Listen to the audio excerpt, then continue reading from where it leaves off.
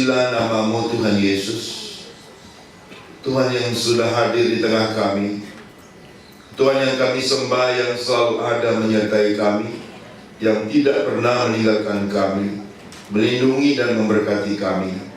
Tuhan Yesus, di pagi hari ini kembali kami mendengar firman-Mu, diajar sesuai kehendak-Mu, biarlah kami hidup seturut rencana-Mu.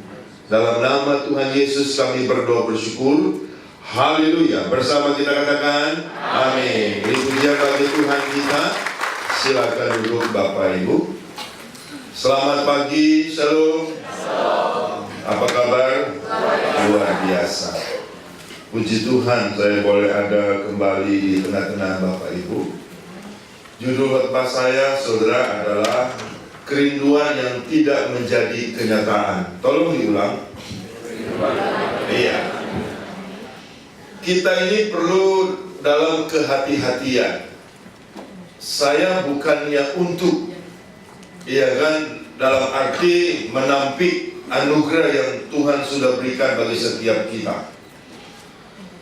Dan saya juga bukan untuk menolak anugerah yang telah Tuhan berikan bagi kita tanpa upaya kita.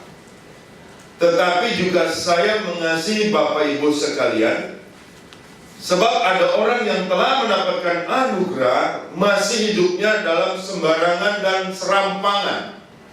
Yang ini kita patut prihatin, sebab mereka mempercayai sekali selamat tetap selamat.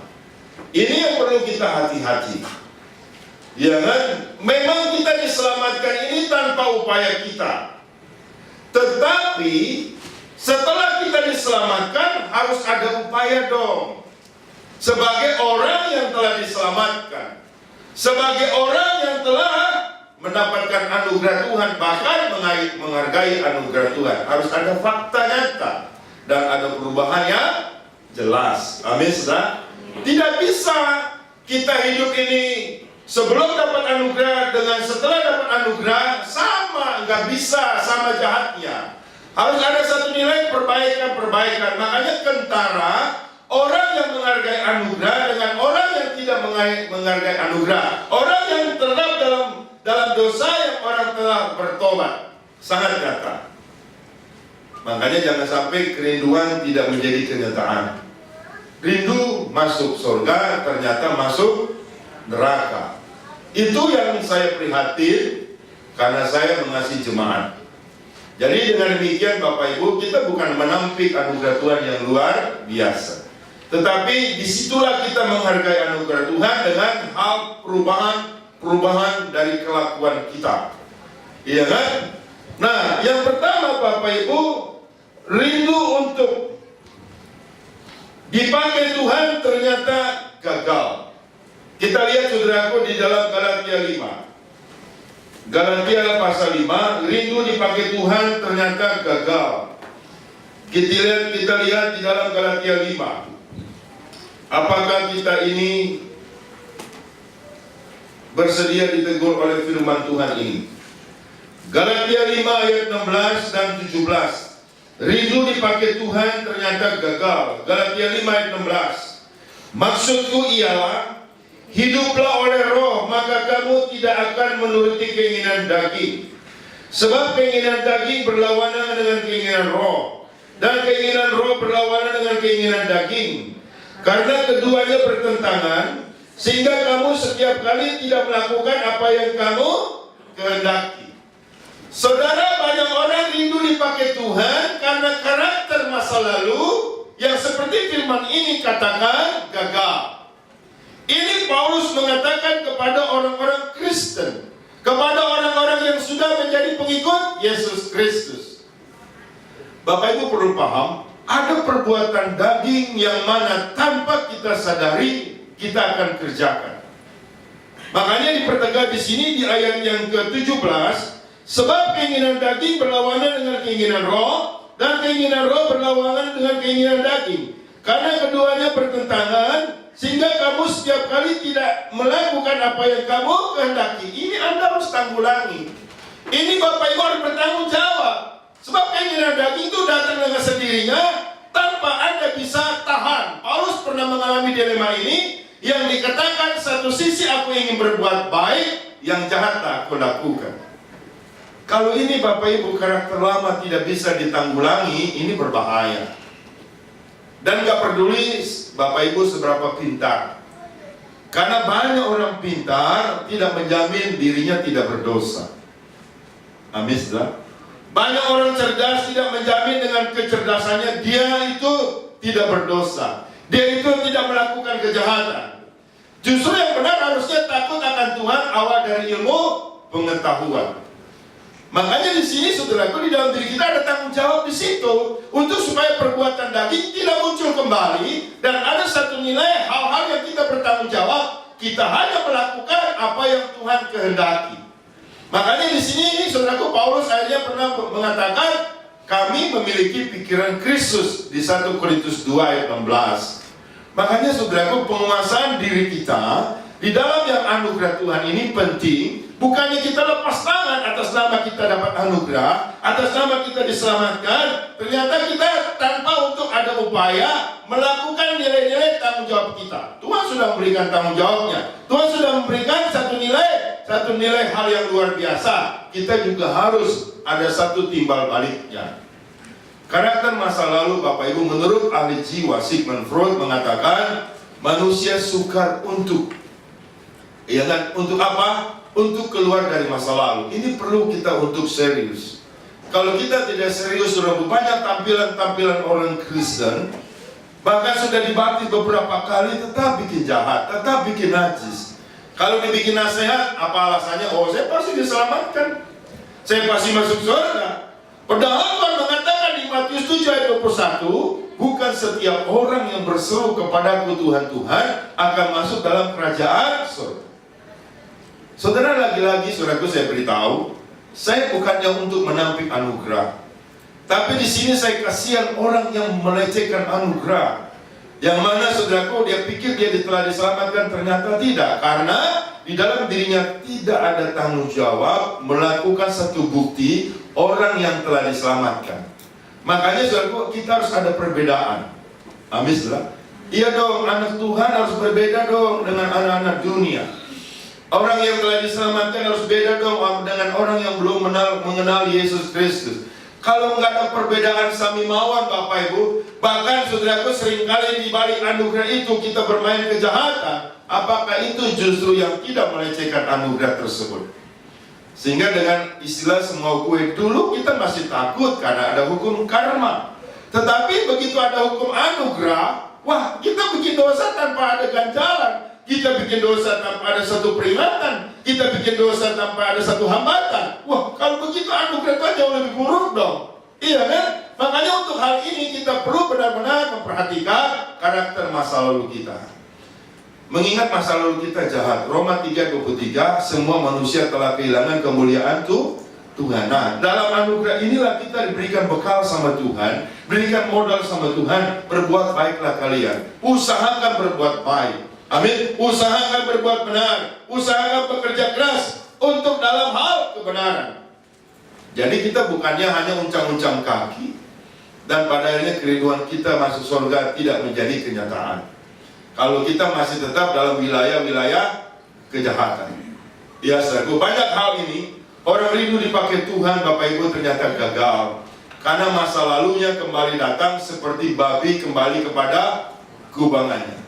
Jangan seperti anjing kembali kepada muntahnya. Ini bisa terjadi. Karena ini sebetulnya adalah satu nilai karakteristik manusia. Nah, inilah perjuangan kita supaya tidak lagi kita ada di situ. Tetapi benar-benar kita sebagai orang yang bertanggung jawab dalam yang telah mendapatkan kemurahan Tuhan, kebaikan Tuhan, pengampunan daripada Tuhan dengan tanpa upaya kita. Dengan demikian, saudaraku, kita mengkondisikan diri kita orang yang bertanggung jawab. Amin, saudara. Bukan orang yang lepas tangan Bapak Ibu. Karena kalau bukti Bapak Ibu, kita nggak bisa lari dari situ. Kalau ada orang Kristen masuk neraka dan mengatakan, saya ini kan hidup dalam anugerah-Mu, ya kan? Bagaimana aku bisa ada di neraka? Ya kan? Nah, mungkin protes di situ. Ya kan? Kemudian tinggal Tuhan aja putar film orang itu selama hidup. Iya kan? Bagaimana? Loh, Tuhan, aku kan sudah, walaupun aku berbuat jahat, sudah aku diselamatkan.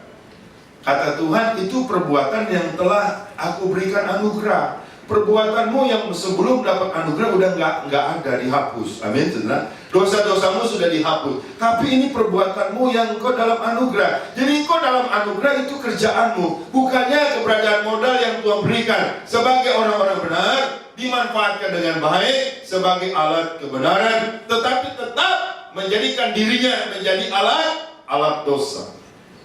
Saudaraku, faktor pembuktian ini sangat kuat. Karena kalau kita nggak bisa lari dari bukti. Karena iman tanpa perbuatan hakikatnya adalah mati, Bapak Ibu. Jadi perbuatan apa yang kita lakukan? Makanya masa-masa lalu kita seringkali menagih kembali untuk kita ada di situ. Kita adalah manusia baru. Yang lama sudah berlalu, yang baru sudah datang. Kalau nggak ada perubahan, Bapak Ibu, kita lebih buruk dari kepercayaan lain. Iya, kita lebih kacau dari kepercayaan lain. Nggak bisa dibedakan, saudaraku. Orang dunia jahat, kita ikut jahat. Jadi perbedaannya apa dengan orang yang bertuhan? Makanya untuk demikian, Bapak Ibu, yang pertama kita harus merubah karakter masa lalu kita kepada nilai karakter Kristus. Tuhan itu senangkan. Makanya kita harus bisa untuk menyenangkan hati Tuhan. Makanya lain dengan Rasul Paulus. Rasul Paulus, Bapak Ibu, begitu dia bertobat langsung ada sebuah perubahan yang luar biasa. Makanya di dalam yang tadi saya sebut 1 Korintus 2 ayat 16, kami memiliki pikiran Kristus. Jadi saudaraku, yang bukan daripada Kristus itu dia nggak pernah pikirkan lagi. Makanya dalam Filipi 3 jelas dikatakan ayat yang ke-7, yang dahulu merupakan berharga bagiku kuanggap sampah. Karena pengenalan akan Yesus lebih mulia dari segala-galanya. Bapak Ibu mau tahu sampah ini apa artinya? Kotoran manusia. Yang tidak mempermuliakan Tuhan, Paulus buang. Yang tidak mempermuliakan Tuhan, Paulus itu tidak lagi pegang. Makanya untuk itu Bapak Ibu kita harus ada perubahan. Amin, saudara. Kalau kita nggak ada hidup dalam perubahan, kita ini akan menjadi manusia lama tetap di situ, yang pada akhirnya saudaraku akan terjadi kertak gigi. Yang kedua saudaraku, saudara, kita akan gagal untuk dekat dengan Tuhan karena tidak merubah pikiran kelakuan kita. Kita lihat di dalam ayat 19-nya Galatia 5. Galatia 5 ayat 19 sampai 21. Perbuatan daging telah nyata, yaitu percabulan, kecemaran hawa nafsu, penyembah berhala, sihir, perseteruan, perselisihan, iri hati, amarah, kepentingan diri sendiri, pencitraan, roh pemecah, kedengkian, kemabukan, pesta pora dan sebagainya. Terhadap semuanya itu kuperingatkan kamu, seperti yang telah kubuat dahulu, bahwa barang siapa melakukan hal-hal yang demikian, ia tidak akan mendapat bagian dalam kerajaan Allah. Saudara lihat, ini untuk orang Kristen, bukan untuk di luar Kristen. Ini Paulus katakan ini perbuatan daging yang mungkin dulu dia lakukan. Ya kan? Engkau tidak bisa mendapatkan bagian dalam kerajaan Allah karena kelakuan masa lalu. Tidak pernah ada satu perubahan. Ya kan? Tidak ada satu perbedaan. Jadi kegagalan yang kedua dalam kerinduan untuk masuk surga karena kelakuan. Ngomong-ngomong, Bapak Ibu sudah makan bubur ayam? Supaya nggak mules dengar khotbah saya. Amin, saudara. Kekristenan bukan hanya bicara soal berkat, tetapi di sini saudaraku ada maksud Tuhan yang Tuhan taruh bagi setiap kita, supaya kita ada menjadi terang dan menjadi garam. Jikalau tidak demikian, Bapak Ibu saudara, kapan kita mulai berubah? Yang dalam kelakuan kita. Kita bukannya percaya sekali selamat, tetap selamat, Bapak Ibu, yang tanpa ada satu tanggung jawab di dalam hidup kita. Saudara, kalau saya menjadi Kristen lebih buruk dari sebelumnya, Bapak Ibu, saya lebih baik tidak menjadi Kristen. Nggak ada gunanya, saudara. Karena saya harus bertanggung jawab dengan apa yang Tuhan sudah beri. Sebagai orang yang menghargai Tuhan di atas kayu salib, sebagai yang berkorban bagi diri saya, yang mana saudaraku telah menebus dosa-dosa saya. Dan dengan demikian, Bapak Ibu, bukan karena kuat gagahnya saya untuk dalam hal melakukan firman, tapi untuk kerinduan saya untuk menyenangkan hati Tuhan. Amin, saudara. Manusia itu tidak pernah ada cukupnya, Bapak Ibu. Kalau orientasi kita adalah untuk diri kita melulu, kapan untuk Tuhan ya? Dan kapan kita untuk menjadi bertobatnya, menjadi garam, menjadi terang.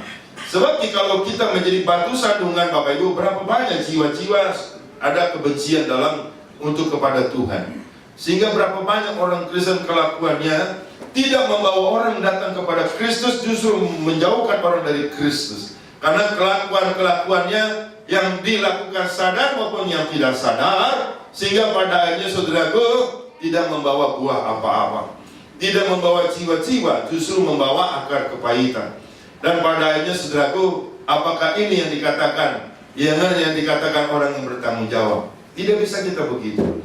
Amin, saudara. Makanya di sini saudaraku Paulus tulis untuk orang di Galatia bahwa kelakuan-kelakuan ini perlu kita cross check kembali. Perlu kita keberadaannya saudaraku bandingkan kembali. Sesuaikan dengan firman Tuhan, sesuaikan dengan keinginan Tuhan. Seharusnya Bapak Ibu, pada saat kita untuk berdoa, harusnya kita berpikir, Tuhan, apa yang harus aku lakukan untuk Engkau disenangkan? Bukannya, Tuhan, aku harus dipuaskan yang untuk Engkau lakukan. Jangan terbalik semacam itu. Amin, saudara. Karena kekristenan ini imannya harus hidup, imannya terus harus bertumbuh dan harus dewasa. Tidak bisa berdasarkan Bapak Ibu yang dalam hal kesederhanaan. Saya punya Tuhan, berkat saya melimpah, saya punya Tuhan gini-gini, ingin ambil manfaat dari Tuhan. Tetapi kita tidak mau dipakai dalam kemuliaan Tuhan. Saya banyak melihat contoh orang Kristen Bapak Ibu tidak ada perubahan hidupnya, saudaraku tetap jahat. Rajin ibadah, kelakuannya tidak pernah dikontrol, tidak pernah atas kehendak Tuhan. Yang pada akhirnya saudaraku banyak membawa permusuhan. Dia tidak menyadari aja, dia menjadikan dirinya dalam kebebalan. Dia pikir itu saudaraku enggak dosa. Di dalam Roma 12 ayat 2 jelas dikatakan, kau harus bisa membedakan mana kehendak Allah, mana bukan. Kalau kita tidak bisa membedakan mana kehendak Allah, mana bukan, ini berabe Bapak Ibu. Kita ini dalam kondisi berbahaya iman kita. Masa kita nggak bisa membedakan yang jahat dengan yang baik? Nah, apakah ada orang semacam ini? Banyak Bapak Ibu. Orang beranggapan itu jahat, dianggap, oh tidak apa-apa, saya tidak jahat. Ini tidak apa-apa, saya sudah kebal hukuman. Tidak ada yang kebal hukuman di dalam Tuhan. Tuhan memberikan hukuman dan juga memberikan berkat. Amin. Dua bagian ini kita tidak bisa pisahkan.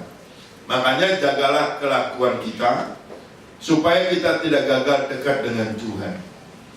Supaya kita tidak gagal masuk dalam kerajaan surga. Mengingat kelakuan kita yang jahat Bapak Ibu, mungkin separuh hidup kita pernah lakukan. Butuh satu nilai keseriusan, butuh satu nilai upaya. Nah, seringkali Bapak Ibu yang saya melihat orang Kristen ini seriusnya ini waktu dia ada permintaan. Kalau dalam permintaan aja serius banget, sampai pakai puasa segala. Saya lagi puasa lupa. Untuk apa saya lagi puasa? Saya bilang, kamu lagi puasa. Saya lagi untuk minta keturunan. Saya lagi puasa lupa supaya saya ini bisa naik jabatan. Saya lagi puasa lupa supaya saya ini sembuh. Tidak ada yang saya dengar, saya lagi puasa lupa supaya saya sanggup mengampuni mertua saya. Tidak ada. Amin, saudara.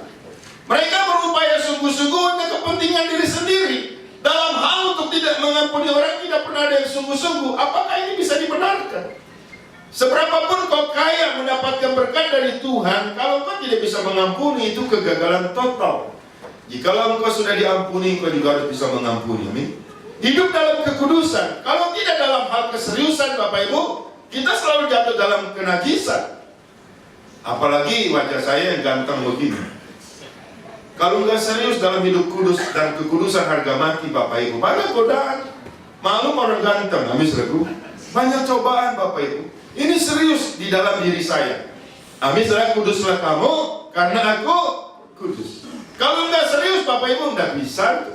Apalagi dianggap remeh kan, oh nggak apa-apa, nanti Tuhan ampuni saya ini. Nggak apa-apa, nanti Tuhan maklumi saya ini. Jangan menciptakan Tuhan di kepala kita. Jangan.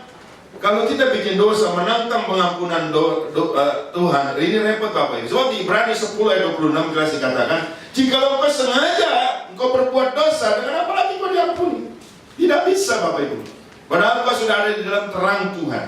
Ini butuh serius. Orang pelit, saudaraku, kalau tidak serius untuk memberi, tidak mampu dia memberi. Karena orang pelit ini hukumnya nggak ada membagi, Bapak Ibu. Hukumnya itu adalah menambah oke, mengalihkan oke, membagi nggak mau dia. Amin, saudaraku. Sekalipun dia membagi, dia pikir matang, Bapak Ibu. Itu kalau saya kasih orang 500.000, berapa bunga 1 tahun? Berapa bunga 10 tahun? Berapa untuk modal dilipat-lipat? Akhirnya pikirannya uang. Sehingga cinta akan uang akar dari segala kejahatan. Apa bisa menjadi benar? Makanya orang-orang yang pelit harus belajar memberi. Biasakanlah hal yang memberi, amin.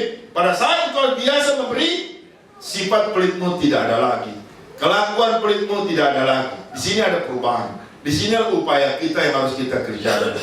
Amin. Kita jangan pasif. Sebab kalau kita punya iman pasif, Bapak Ibu, jangan apa kata dunia, ya kan? Dan kita harus menjadi benar-benar, saudaraku, dilihat banyak orang contoh yang baik. Mereka dan kita nggak bisa lihat Tuhan. Biar di dalam diri kita ada Kristus. Amin, saudaraku. Sebab kita adalah Injil yang terbuka. Yang ketiga, saudaraku, rindu untuk diberkati Tuhan ternyata gagal karena pikiran masa lalu. Kita lihat di Matius pasal 16. Matius pasal 16 ayat ke-23. Maka Yesus berpaling dan berkata kepada Petrus, "Hanyalah iblis, engkau satu batu sandungan bagiku, sebab engkau bukan memikirkan apa yang dipikirkan Allah, melainkan apa yang dipikirkan manusia." 3,5 tahun Rasul Petrus, ya kan, pikirannya tidak klop dengan pikiran Tuhan. Di ayat 21-nya Tuhan mengatakan, "Aku mau ke Yerusalem. Di sana nanti aku dianiaya, kemudian aku dibunuh, aku mati, bangkit hari ketiga." Petrus tidak setuju. Dan tangan Tuhan ditarik, dia katakan, "Sekali-kali Tuhan Allah tidak melakukan itu kepadamu." Inilah jawaban tegas dari Yesus. "Hanyalah iblis, engkau bukan memikirkan apa yang dipikirkan Allah, tapi engkau memikirkan apa yang dipikirkan manusia." Pikiran masa lalu, Bapak Ibu, tidak bisa klop dengan pikiran Tuhan. Apalagi kita tidak pernah mau berpikir apa yang Tuhan ingin kerjakan bagi diriku, apa yang Tuhan ingin pakai bagi diri saya. Ya kan, kita selalu memikirkan diri sendiri, nggak bisa.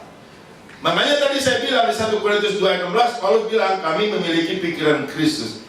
Paulus tahu persis apa yang Tuhan inginkan. Kalau Petrus tidak waktu itu, Bapak Ibu. Ingat, dia selalu memikirkan diri sendiri. Dia berpikir kalau Yesus mati, bagaimana dia bisa manfaatkan lagi. Karena mereka ini rindu untuk Yesus membebaskan bangsa Israel dari penjajahan Romawi. Jadi pikirannya dia coba mengatur Tuhan, Bapak Ibu. Bukannya mau diatur Tuhan. Nah, ini tidak bisa. Makanya dalam hal ini, Bapak Ibu, kalau pikiran kita sebelum bertobat dengan sami maut, tidak bisa. Amin, saudara. Pikiran-pikiran masa lalu harus dibuang, Bapak Ibu. Kita tidak boleh lagi harus dalam pemikiran kepentingan diri kita. Sekarang kita harus memikirkan apa yang Tuhan inginkan. Carilah lebih dulu kerajaan Allah dan kebenarannya. Semua akan ditambahkan. Pikiran masa lalu itulah yang membuat Petrus dihardik sama Yesus. Ya kan, engkau bukan memikirkan apa yang dipikirkan Tuhan, tetapi engkau memikirkan apa yang dipikirkan manusia. Bapak Ibu pernah berpikir dan selalu berpikir, Pak, apa sih maksud kerajaan Allah untuk kita diselamatkan? Ya kan, kebanyakan saudaraku kita nggak pusing di situ. Ya bodoh amat. Yang penting saya aman, saya sehat, saya diberkati, los amat dengan orang lain. Oh, tidak bisa begitu, itu pikiran egois. Kita harus memikirkan apa yang Tuhan senangkan untuk kita kerjakan. Amin. Makanya dalam setiap kita berdoa, Tuhan apalagi yang harus aku lakukan untuk hatimu aku senangkan. Bukannya kita berdoa, Tuhan aku mau ini, mau itu, mau ini, mau itu. Sehingga pada akhirnya saudaraku kita membangun diri kita dalam keegoisan. Dan pada akhirnya tanpa kita sadari, Tuhan ini adalah jongos kita. Tuhan ini adalah pembantu kita. Bukannya kita nih untuk melayani Tuhan, Tuhan diperintahkan untuk melayani kita. Oh, tidak bisa begitu. Itu terjadi sebuah kekurang ajaran. Makanya di Yesaya 30 ayat 1 jelas dikatakan, engkau masuk dalam sebuah persekutuan, bukan dorongan dari rohku, makanya dosamu makin bertambah-tambah. Kita menjadi hitungan sebagai orang-orang pemberontak. Ya kan? Kalau Bapak Ibu datang ibadah, tidak berpikir apa yang Tuhan inginkan, ya kan, ternyata apa yang kau inginkan pada hari nanti kau akan kecewa. Sebab engkau tidak lagi tahu apa yang Tuhan pikirkan. Engkau tidak sepikiran dengan Tuhan. Anda bayangin kalau kita tidak sepikiran dengan Tuhan, pasti kita bisa pikiran dengan kedagingan kita, amin. Dan mungkin kita bisa sepikiran dengan setan, dan akhirnya untuk melawan Tuhan dalam kekecewaan dan munculnya nilai kemurtatan. Itu yang perlu kita untuk hati-hati. Makanya klopkanlah pikiran kita, ya kan, bikin match pikiran kita dengan Tuhan. Pada saat aku ingin melakukan ini, tanya lagi sama Tuhan, ini rencana Tuhan bukan? Ini keinginan Tuhan bukan? Ini menyenangkan hati Tuhan bukan? Nah, kita pandai bisa tahu mana yang dari Tuhan, mana yang bukan. Karena kita sudah terlatih dalam hal ini secara otomatis. Ya kan, kalau kita nggak ada dalam pikiran itu, saudaraku, kita punya pikiran semua gue. Sehingga punya Tuhan ini kita akan peralat Tuhan. Banyak orang Kristen untuk memperalat Tuhan, Bapak Ibu. Dan pada akhirnya, saudaraku, dia lupa bahwa dirinya adalah alat Tuhan. Amin, saudara. Pikiran masa lalu bisa membuat kita gagal, yang saudaraku diberkati oleh Tuhan. Yang pada akhirnya, saudaraku, berkat ini selalu identik dengan materi melulu. Padahal, saudaraku, kalau kita tahu bahwa ada hal yang salah yang dari Tuhan, ada hal yang benar yang dari Tuhan, kita itu adalah satu berkat bagi kita. Amin, saudara. Kalau kita nggak tahu mana yang dari Tuhan, mana yang bukan, waduh, saudaraku, itu bisa repot. Kita hendaklah dipimpin oleh hikmat Tuhan. Amin, saudara. Kalau kita tidak dipimpin oleh hikmat Tuhan, Anda akan dipimpin oleh hikmat dunia, yang padanya Anda akan terbawa dalam kesesatan oleh penyesat-penyesat yang ada di sekeliling kita. Sehingga pada akhirnya kita beranggapan bahwa kita hidup dalam kebenaran, ternyata kita sudah menyimpang dalam ketidakbenaran. Nah, ini yang perlu kita pahami. Saya bukan nakut-nakuti Bapak Ibu. Di sini perlu ada satu nilai kesadaran. Amin, saudara. Di sini ada satu nilai kepedulian atas hidup kita. Mau dibawa kemana dalam diri kita? Bukankah sebelum kita melakukan segala sesuatu, kita masuk dalam pikiran dulu, amin? Kita mesti filter di pikiran kita. Ini pikiran dari iblis atau ini pikiran dari Roh Kudus? Kita harus paham di situ, ya kan? Sehingga pada hari kita bisa filter. Dengan demikian, saudaraku, kita dibawa kendali Tuhan, bukan dibawa kendali setan, amin, saudara. Kalau kata Tuhan yes, kita bilang yes. Kalau Tuhan bilang jangan, ya kita bilang jangan. Di situ diri kita bersedia diatur, dipimpin oleh hikmat Roh Kudus. Amin, saudara. Petrus 3,5 tahun mengikuti Yesus, bahkan hampir lagi dia. Kan hasilnya waktu itu menyangkal Tuhan 3 kali. Amin, saudara. Dan pada akhirnya, saudaraku, Tuhan arahkan dia. Waktu dia ditegur sama Tuhan, apakah engkau mengasihi aku? 3 kali dia ditegur, ya aku mengasihi engkau, gembalakanlah domba-dombaku. Tuhan mengatakan kepada dia, ini Tuhan yang telah bangkit. Dulu kamu masih muda, kemana engkau melangkah tidak ada yang larang. Jikalau engkau sudah menjadi tua, engkau harus bisa dituntun. Dan mau dituntun, engkau tidak bisa lagi mengatur yang menuntun kamu, tapi engkau harus diatur sama yang menuntun kamu. Amin. Akhirnya Rasul Petrus bersedia dituntun oleh Tuhan, dan matinya untuk mempermuliakan Tuhan. Amin, saudara. Sehingga pada akhirnya hidupnya tidak lagi semua gue, tidak lagi sesuai dengan kehendaknya, tapi hidupnya hanya dengan kehendak Tuhan. Ini yang perlu kita untuk pahami, supaya kerinduan kita untuk menjadi kenyataan dalam kerajaan surga. Amin. Yang terakhir, rindu untuk diampuni, tetapi tidak merubah perasaan masa lalu. Efesus pasal 4. Efesus pasal 4, Bapak Ibu. Ayat yang ke-17 sampai 21. Rindu untuk diampuni Tuhan, tetapi tidak merubah perasaan masa lalu, akhirnya gagal. Efesus pasal 4 ayat 17 sampai 21. Sebab itu kukatakan dan kutegaskan ini kepadamu di dalam Tuhan, jangan hidup lagi sama seperti orang-orang yang tidak mengenal Allah, dengan pikiran yang sia-sia dan pengertiannya yang gelap, jauh dari hidup persekutuan dengan Allah, karena kebodohan yang ada dalam mereka dan karena kedegilan hati mereka. Perasaan mereka telah tumpul sehingga mereka menyerahkan diri kepada hawa nafsu dan mengerjakannya dengan serakah segala macam kecemaran. Tetapi kamu bukan demikian. Kamu telah belajar mengenal Kristus, karena kamu telah mendengar tentang Dia dan menerima pengajaran di dalam Dia, menurut kebenaran yang nyata dalam Yesus. Bapak Ibu sudah belajar soal Yesus. Apanya yang Anda bisa tahu? Dan hasilnya apa yang Anda terima?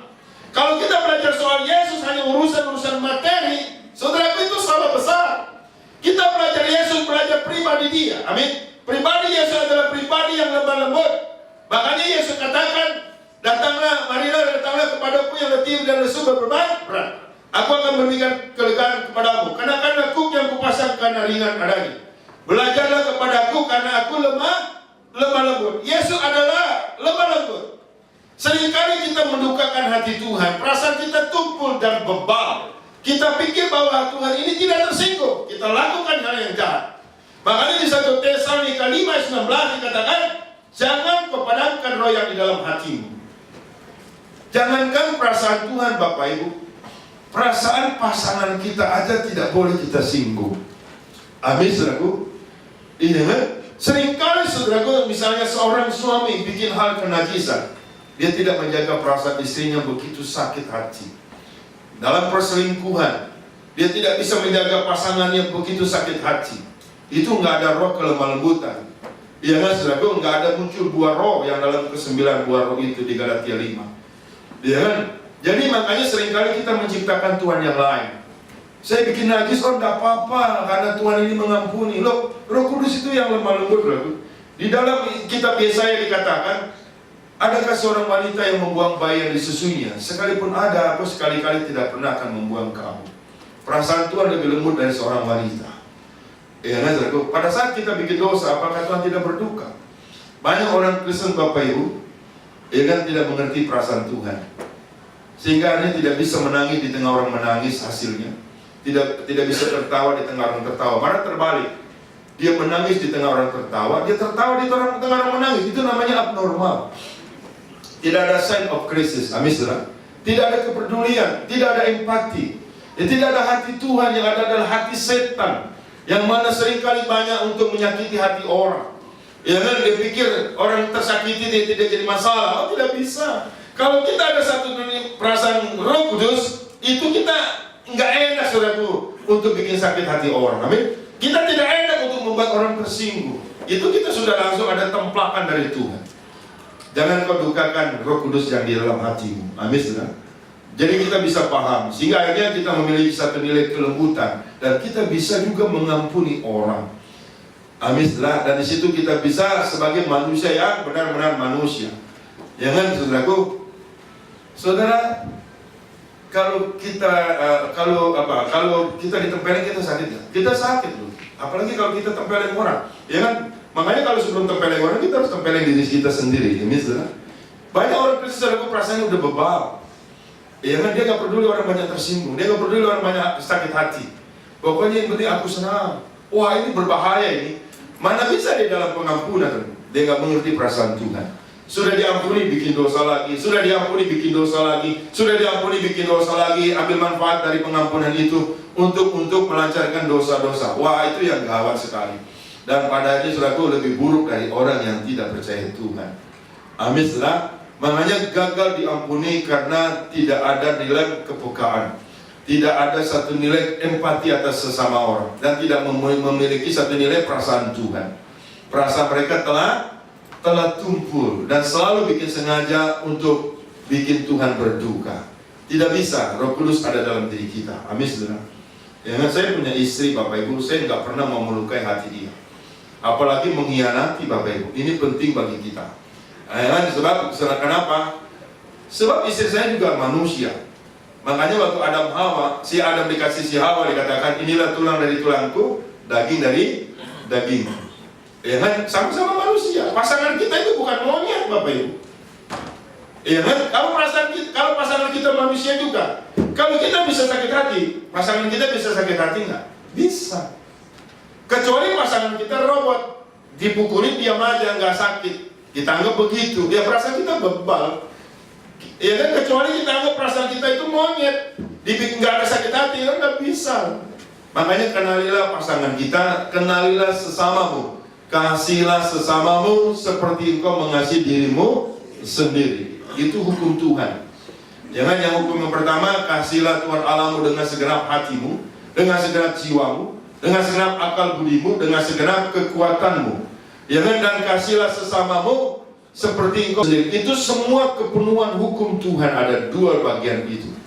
Makanya di sini, saudaraku, sebagai makhluk yang bertuhan, sebagai manusia yang punya Allah yang sebagai Immanuel, kita harus seperasaan dengan Tuhan. Amin, saudara. Dan dengan demikian Bapak Ibu, kita tahu apa yang Tuhan mau, dan kita tahu pula apa yang Tuhan tidak mau. Sehingga dengan demikian, saudaraku, kita sepikiran, seperasaan dengan Tuhan. Itulah nilai kepekaan yang Tuhan inginkan bagi setiap kita. Nanti ada satu nilai perubahan di situ Bapak Ibu, bahwa kita mempunyai karakter Kristus telah terjadi atas hidup kita. Amin, saudara. Tidak lagi dalam posisi manusia lama. Ya kan? Saya berharap firman Tuhan ini tidak akan pernah kembali dengan sia-sia. Memang benar firman itu tidak pernah kembali dengan sia-sia. Bagi orang yang mau diajar, biarlah belajar dengan firman Tuhan. Bagi orang yang menolak firman Tuhan ini, engkau akan mendapatkan bagiannya. Karena di Galatia 6 ayat 7 jelas dikatakan, jangan sesat. Allah tidak bisa dipermainkan. Apa yang ditabur orang itu yang dituai. Sama-sama kita harusnya mendapatkan satu tuaian yang luar biasa dari Tuhan. Amin. Kehidupan yang kekal, ketimbang kita menuai nilai ke neraka yang kekal. Semuanya itu Bapak Ibu punya pilihan. Saya tidak pernah memaksa. Sebab setiap kita ada free will, kehendak bebas. Amin, saudara. Engkau mau mengikuti cara Tuhan atau tidak, terserah Bapak Ibu. Semua berpulang kepada kita sekalian. Sebagai hamba Tuhan, saya ingin hanya pagi hari ini menyampaikan isi hati Tuhan. Jangan sampai kerinduan kita tidak menjadi kenyataan. Kerinduan tinggal hanya kerinduan. Anakmu sekarang banyak menanggung beban. Amin. Jangan kita seperti itu. Kita rindu masuk surga, kita pun akan jadi nyata masuk surga. Amin. Bukan hanya berkumpul di dunia ini, kita akan berkumpul pula di surga. Beri pujian bagi Tuhan kita, Yesus Kristus. Haleluya. Kita berdoa, terpujilah namamu Tuhan. Aku sudah menyampaikan isi hatimu. Biarlah kerinduan kami Tuhan terus sampai menjadi kenyataan. Dan untuk itu kami bertanggung jawab dengan apa yang Tuhan telah perintahkan dan inginkan. Supaya kami menjadi orang-orang yang setia. Setia sampai mati. Hidup kami untuk mempermuliakan Tuhan. Menjadi terang dan menjadi garam bagi banyak orang. Sehingga banyak jiwa-jiwa datang kepada Tuhan Yesus. Oleh karena hal-hal yang kami buat. Sehingga kami benar-benar nyata sebagai bukti, sebagai anak-anak Tuhan. Terima kasih Tuhan Yesus. Firman-Mu tidak pernah kembali dengan sia-sia. Terpujilah namamu kekal selama-lamanya. Engkau adalah Allah Immanuel, Allah yang selalu menyertai kami sampai akhir zaman, Allah yang tidak pernah meninggalkan kami. Dalam nama Tuhan Yesus kami berdoa bersyukur. Haleluya, bersama-sama kita katakan amin. Beri pujian bagi Yesus.